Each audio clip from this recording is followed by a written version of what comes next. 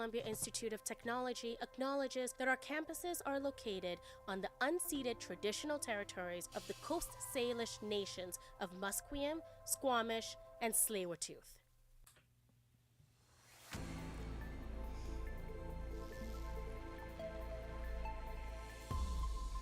Top of the afternoon to you all, everyone who is watching. My name is Eden Chipperfield, and here are your top sports and news headlines at 3 o'clock.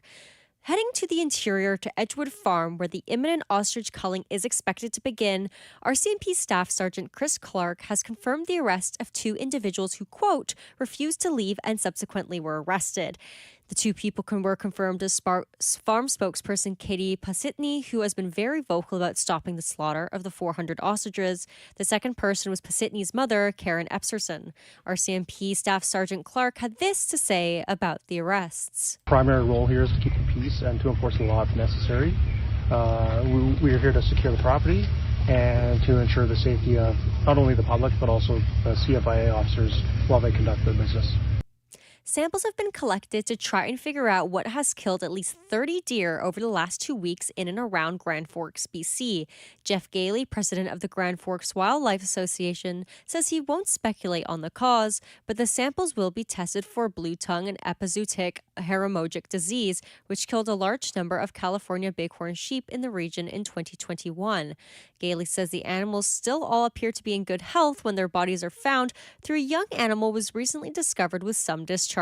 He says the local veterinarian is not able to do the testing, so the samples will have to be taken nearly 200 kilometers north to Penticton for answers, hopefully by Wednesday. Gailey says that the uncertainty has people in the community on edge, but that the deaths don't appear to be caused by chronic wasting disease, a different fatal illness that was discovered in BC for the first time last year.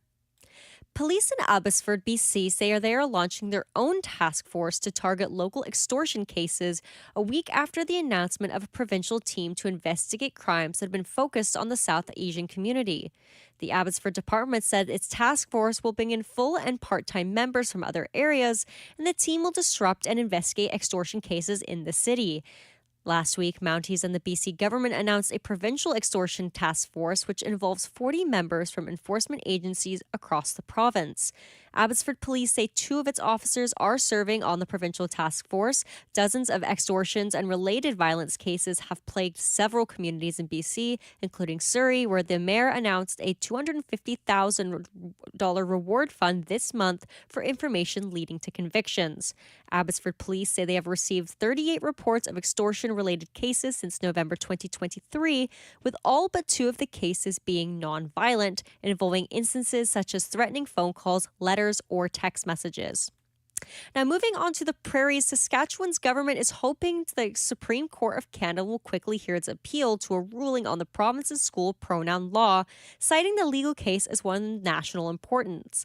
The province is seeking leave to appeal after the Saskatchewan Court of Appeal ruled a challenge of the law, which prevents children under 16 from changing their names or pronouns at school without parental consent. Premier Scott Moe's Saskatchewan Party government has invoked the Charter's notwithstanding clause in the law, a provision that overrides certain charter rights for 5 years. In the province's application to the Supreme Court this month, it says that the case raises questions over whether courts can review and make declarations that a law limits charter rights when the notwithstanding clause is invoked. The province says it's asking Canada's highest court to expedite the process so the case can be heard alongside a challenge of Quebec's law that prevents public sector workers, such as including teachers and judges, from wearing religious symbols on the job. Now looking towards our neighbors, never neighbors to the south, federal and provincial privacy authorities have found in a joint investigation that TikTok's efforts to keep children off the platform and prevent the collection of their sensitive personal information were, quote, inadequate. Federal Privacy Commissioner Philippe Dufresne says TikTok collects vast amounts of personal information about its users, including children. We found that TikTok must do more to keep underage children off its platform. We also found that it must better explain its data practices, especially to youth, so that they can meaningfully assess and consent to TikTok's collection and use of their personal information. Ryan Ruth has been found guilty of attempting to assassinate Donald Trump at a Florida golf course last year. After the verdict on Tuesday, Ruth decided to stab himself in the neck with a pen, but was quickly restrained by officers. The jury took about 2 hours to reach their decision. Ruth's daughter Sarah expressed her distress in the courtroom, claiming the case was rigged. Ruth, who represented himself in court, faces life in prison with sentencing scheduled for December 18th. Prosecutors say Ruth spent weeks plotting to kill Trump but did not fire his weapon. At 2:12 p.m. today, it was announced by AP correspondent David Fisher that Ruth has been found guilty on all accounts. At a UN meeting with French President Emmanuel Macron, President Trump tells reporters he cannot support statehood for Palestine under current conditions. The creation of Palestine is a gift to Hamas. Well, I think it honors Hamas, and you can't do that because of October 7th. You just can't do that. But we want our hostages back, and we don't want them back in ones and twos and take the next 2 years to do it. And also looking at Palestine, with Canada now recognizing it as a state, they hope to soon have democratic elections in the region again. Our reporter James No has more on what these potential elections could look like. Canada reaffirmed its stance on a two-state solution in the Middle East by recognizing the state of Palestine on Sunday. However, they hope a solution includes a democratic election without Hamas as an option. Because of this, SFU professor James Horncastle suggests that Canada will try and help establish a stable Palestinian government in the West Bank instead of Gaza. Hamas controls Gaza, so Canada is going to try to increase its relationship with the Palestinian authorities in the West Bank and try to end up basically increasing their legitimacy so that it can have appeal to the people within Gaza. Hamas took power in the region in 2006, and no elections have been held ever since.